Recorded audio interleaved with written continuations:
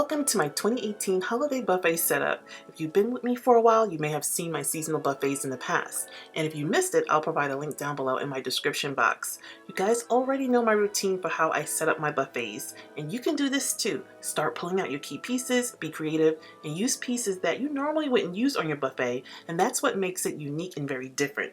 I'm so excited to do this buffet this year because everything looks so different in my made-over kitchen. The white backdrops makes everything pop.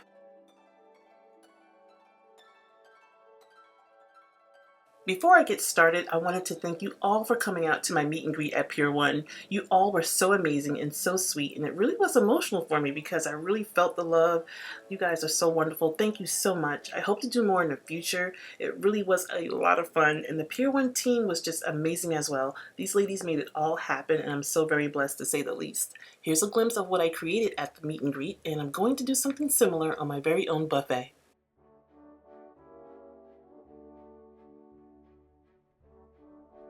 I'm starting with pine needle garland that I already had, and I'm using it in place of a fabric runner. Next, I'm adding my DIY table riser that many of you have seen and placing it in the middle. Next, I'm adding a few festive holiday picks into the pine needle garland to break up some of the hard edges and add that pop of white. It makes it a beautiful backdrop.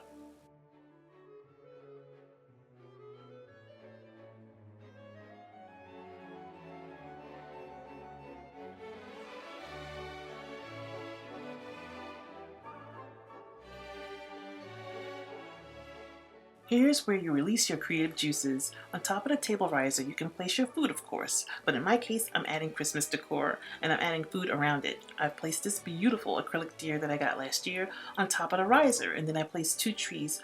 Once I got my placement of how I wanted it, I used museum putty on the bottom to secure my beauties in place, just in case.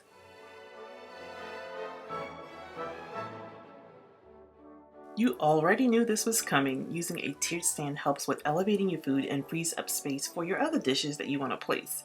If you were at my meet and greet, you have seen where I took martini glasses and used them on a tiered tray. My plan is to use them for desserts. You can get double duty uses from these beautiful glasses that you can use all year round, and you can put parfaits, cheesecake, fruit, anything you want, and it also provides portion control.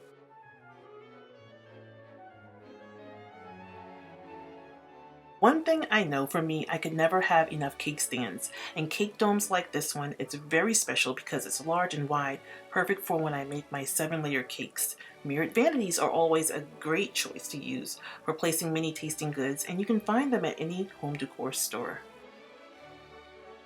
If you are on my Instagram at Be My Guest with Denise, you may have seen where I partnered with TJ Maxx and they wanted me to participate in their Max 50 challenge to see what all I can get for $50 for my buffet.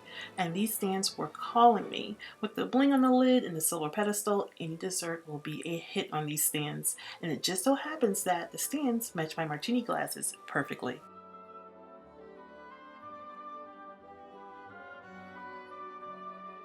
On the other two counters, hot food will be placed in chafing dishes on this side, and over by my cooktop on the back side of this island, there's still room for food, bread, and more desserts. These frosted dishes was a part of my Max 50 challenge, a set of 4 for $7.99, and I think they fit the ice theme for my buffet. And if you're serving a cold dessert, place the dishes in the fridge before serving to keep it cold.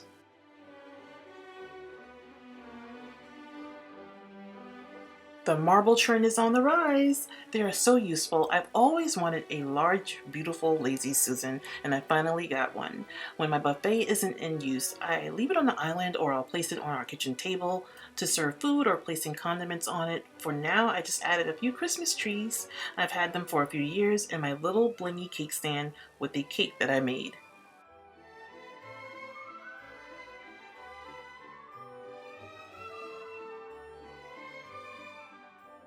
I've added little touches of Christmas around my kitchen by hanging this driftwood decor on the wall where my coffee station used to be. As far as my coffee station, you guys may have seen my latest setup. Simple and easy. My canisters were a DIY. They were bathroom storage, using them for cotton balls and Q-tips, and I've added decorative knobs on the top, and my thrifted salt shaker that has cinnamon inside, and the other container has cocoa. I grabbed some seasonal coffee while at TJ Maxx. They have the best gourmet foods, by the way, maple nut crunch and French almond macaroon ground coffee. And I added some chocolates. Chocolate lovers who love chocolate will appreciate this. And some Christmas shortbread cookies to go with their coffee. Why buy more Christmas decor when you can add Christmas touches to your existing kitchen decor? And that's what I did using this black velvet ribbon with rhinestones on the edges. Reuse what you love. Just use it in a different way. It will save you time from shopping and overspending.